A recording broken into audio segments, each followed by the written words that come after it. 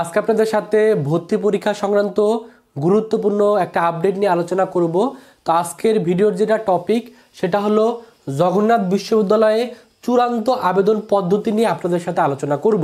কারণ আপনাদের ভিতরে যারা সায়েন্স আর্টস কমার্স স্টুডেন্ট, অসংখ্য স্টুডেন্ট জগন্নাথ বিশ্ববিদ্যালয়ে ভর্তি পরীক্ষা দেওয়ার জন্য প্রাথমিক আবেদন 100 টাকা দিয়ে করছেন।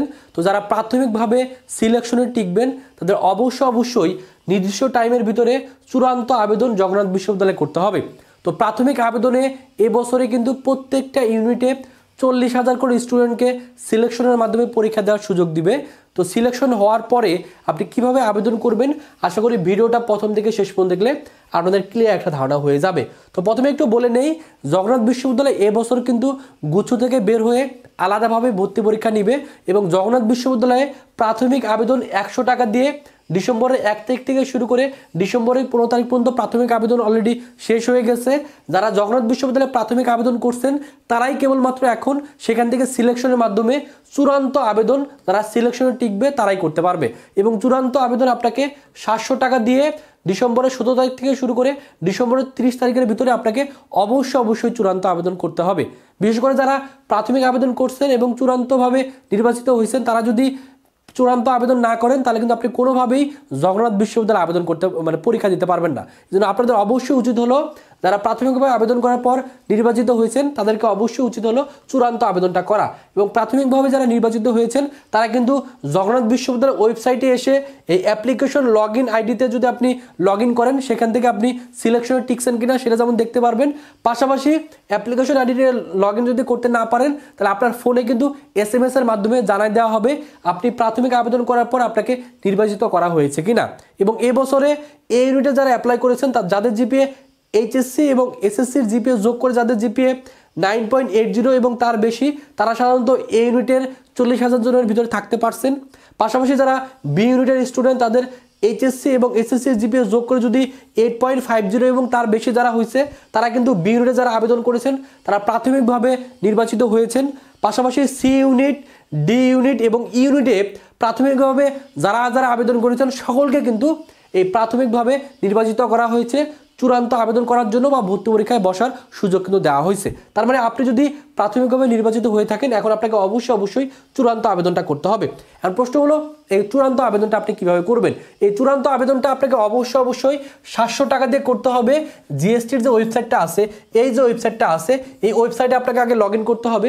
এই ওয়েবসাইটে যখন লগ ইন করবেন তখন এরকম একটা ইন্টারফেস আসবে, সেখান থেকে এই অ্যাপ্লিকেশন লগ ইন এই অপশনে আপনাকে যেতে হবে।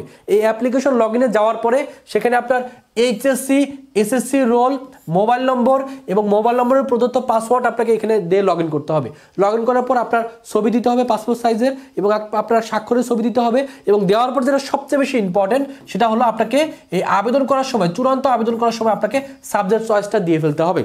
অর্থাৎ জগন্নাথ বিশ্ববিদ্যালয়ে আপনাকে আবেদন করার সময় সাবজেক্ট চয়েসটা আপনাকে দিয়ে ফেলতে হবে। অর্থাৎ আপনি যদি এই ইউনিটে আবেদন করেন আপনি কোন সাবজেক্টগুলোকে পরীক্ষা দিয়ে আপনি চান্স পাওয়ার পর ভর্তি হবেন সেটা ক্রমটা সঠিকভাবে দিতে হবে।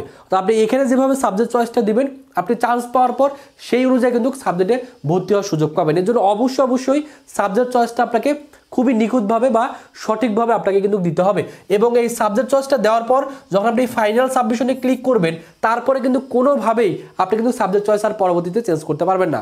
অর্থাৎ চান্স পাওয়ার পরে আপনার যদি মনে হয় আপনি সাবজেক্ট চয়েসটা চেঞ্জ করবেন সেটা কিন্তু আর সুযোগ নাই। এজন্য আপনি যখন এই চূড়ান্ত আবেদনটা করতেছেন তখনই সাবজেক্ট চয়েসটা আপনাকে খুবই সঠিকভাবে দিতে হবে এবং সাবজেক্ট চয়েসের ক্ষেত্রে যারা এ ইউনিটের স্টুডেন্ট তারা যখন আবেদন করবেন তখন সেক্ষেত্রে যারা এ ইউনিটের স্টুডেন্ট তারা কি এখানে সাবজেক্ট পাবেন, তারা এখানে যে অনেকগুলো সাবজেক্টে আপনার ভর্তি হওয়ার সুযোগ পাবেন, রসায়ন, গণিত, পদার্থ, পরিসংখ্যান, CSC, উদ্ভিদ বিজ্ঞান, ভূগোল ও পরিবেশ, মনোবিজ্ঞান, প্রাণীবিজ্ঞান, অণুজীব বিজ্ঞান, ফার্মেসি, প্রাণ রসায়ন ও অনুবিজ্ঞান, জেনেটিক ইঞ্জিনিয়ারিং, এই যে সাবজেক্টগুলো আছে এই সাবজেক্টগুলো আপনাকে সঠিক ক্রম অনুযায়ী দিতে হবে।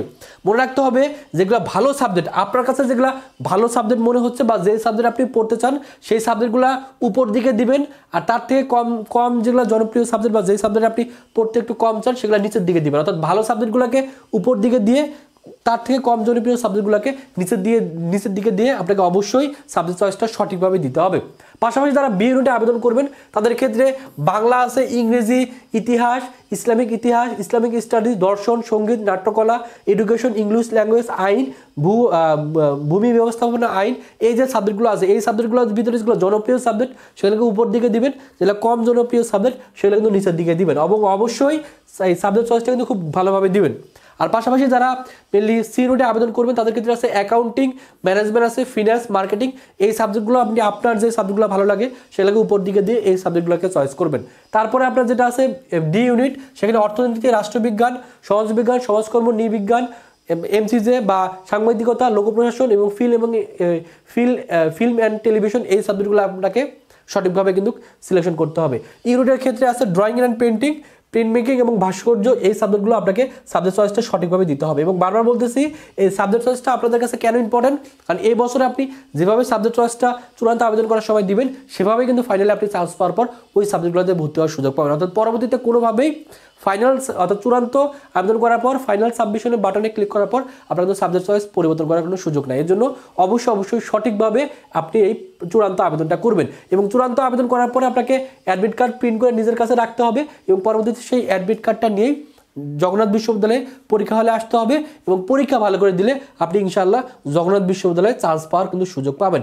এবং এবছর যেহেতু জগন্নাথ বিশ্ববিদ্যালয় আলাদাভাবে পরীক্ষা নিচ্ছে, সো প্রস্তুতি ভালো করে নিলে আপনার জগন্নাথ বিশ্ববিদ্যালয়ে চান্স পাওয়ার কিন্তু সুযোগ থাকবে। এবং ভর্তি পরীক্ষা কবে অনুষ্ঠিত হবে, ইউনিটের পরীক্ষা হবে জানুয়ারি 31 তারিখে, ডি ইউনিটের পরীক্ষা ফেব্রুয়ারি 14 তারিখে, বি ইউনিটের পরীক্ষা ফেব্রুয়ারি 15 তারিখে, এ ইউনিট যেটা সায়েন্সের ইউনিট সেই ইউনিটের পরীক্ষা অনুষ্ঠিত হবে 22 ফেব্রুয়ারি এবং সি ইউনিটের পরীক্ষা অনুষ্ঠিত হবে ফেব্রুয়ারির 28 তারিখে। তার মানে জানুয়ারি এবং ফেব্রুয়ারি মাসে মোটামুটি জগন্নাথ বিশ্ববিদ্যালয়ের পরীক্ষা শেষ হয়ে যাবে। তো জগন্নাথ বিশ্ববিদ্যালয়ে অনেকে চান্স পাওয়ার ইচ্ছা, পাশাপাশি অন্যান্য যে ভার্সিটি সেগুলো তো প্রস্তুতি নেওয়ার খুবই যাদের ইচ্ছা তারা চাইলে আমাদের ভার্সিটি কক গুচ্ছবর্তী টার্গেট ব্যাচে ভর্তি হতে পারেন। এখানে ভর্তি হলে আপনাকে আমরা যারা সায়েন্সের স্টুডেন্ট তারা এখানে 100% প্রিপারেশন কিন্তু নিতে পারবেন এবং এখানে ভর্তি হলে আমরা যেহেতু চ্যাপ্টার ওয়াইজ ক্লাস নিব তার মানে ক্লাসগুলো ভালো করে করলে আপনার ভালো একটা প্রস্তুতি জাস্ট এই একটা কোর্সে ভর্তি হলে আপনার হয়ে যাবে। এখানে ভর্তি হলে Dhaka university, Jahangirnagar university, Jagannath university সহ অন্য যতগুলো ইউনিভার্সিটি আছে তার সায়েন্সের যে ইউনিটটা আছে এ ইউনিট, সেই এ ইউনিটের প্রস্তুতি আপনি 100% কিন্তু নিতে পারবেন। এবং এখানে ভর্তি হলে যেহেতু চ্যাপ্টার ওয়াইজ ক্লাস করতে পারতেছেন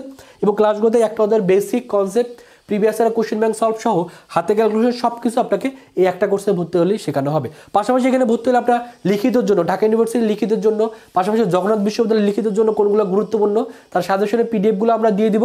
তো আমাদের সাজেশনের পিডিএফগুলো ভালো করে ফলো করবেন, কারণ এই পিডিএফগুলো থেকেই প্রতি বছরই টাইপগুলো কিন্তু হুবহু কমন চলে আসে। তারপরে এখানে ফিজিক্স, কেমিস্ট্রি, ম্যাথ, বায়োলজির সাজেশনের পিডিএফগুলো পাচ্ছেন এবং অনলাইনে ক্লাস করে আপনি 100% প্রিপারেশন নিতে পারবেন। তো এখানে যারা ভর্তি হতে চান তাদের জন্য সুখবর হলো আমরা মহান বিজয় দিবস উপলক্ষে আমরা একটা ডিসকাউন্ট রাখতেছি। যদিও আমরা ডিসকাউন্টটা 16 তারিখ পর্যন্ত রাখছিলাম, বাট অনেকের রিকোয়েস্টে আমরা সেই তারিখটা বৃদ্ধি করে 20 তারিখ পর্যন্ত, অর্থাৎ ডিসেম্বরের এই 20 তারিখ পর্যন্ত যারা ভর্তি হবেন তারা ডিসকাউন্টে এই 2000 টাকার কোর্সটি 500 টাকার ডিসকাউন্ট আপনি 1500 টাকা দিয়ে ভর্তি হতে পারবেন। তো যারা ভর্তি হতে চান দ্রুত এই যে নাম্বারটা আছে এই নাম্বারেই 1500 টাকা বিকাশে পাঠিয়ে এই নাম্বারে কল দিবেন অথবা এই নাম্বারে হোয়াটসঅ্যাপে নক করলে আপনাকে এই 2000 টাকার কোর্সটি আপনাকে 1500 টাকা দিয়ে ভর্তি করানো হবে। এবং 20 তারিখের পরে যদি আপনি ভর্তি হন তখন কিন্তু আপনাকে 2000 টাকা দিয়ে ভর্তি হতে হবে। এই জন্য যারা ডিসকাউন্টে 1500 টাকায় ভর্তি হতে চান এই নাম্বারে 1500 টাকা বিকাশে পাঠিয়ে এই নাম্বারে কল দিবেন অথবা এই নাম্বারে হোয়াটসঅ্যাপে নক করলে ভর্তি করে নেওয়া হবে। আমাদের অনলাইন এক্সাম ব্যাচ আছে, বিজ্ঞান, মানবিক, বাণিজ্যের জন্য আলাদা আলাদা এক্সাম ব্যাচ আছে। এক্সাম ব্যাচে ভর্তি হলেও এই সাজেশনের পিডিএফগুলো পেয়ে যাবেন এবং এক্সাম ব্যাচে ভর্তি হলে আপনি প্রায় 100টার উপরে পরীক্ষা দিতে পারবেন। তো যারা ভর্তি হতে চান তারা এই নাম্বারে 500 টাকা বিকাশে পাঠিয়ে এই নাম্বারে কল দিবেন অথবা এই নাম্বারে হোয়াটসঅ্যাপে নক করলে আপনাকে ভর্তি করে নেওয়া হবে। তো এই হলো জগন্নাথ বিশ্ববিদ্যালয়ের চূড়ান্ত আবেদন কীভাবে করবেন সেটা সম্পর্কে আপনাদের ক্লিয়ার একটা ধারণা দিয়ে দিলাম। তারপর যদি কারো কোনো প্রশ্ন থাকে অবশ্যই ভিডিওর কমেন্ট সেকশনে প্রশ্ন করে ফেলবেন, আমি চেষ্টা করব আপনাদের প্রশ্নের উত্তর দিয়ে দেওয়ার জন্য। তো যারা প্রথম থেকে শেষ পর্যন্ত ভিডিওটা দেখলেন সকলকে অসংখ্য ধন্যবাদ। সকলে ভালো থাকবেন, সুস্থ থাকবেন, আল্লাহ হাফেজ।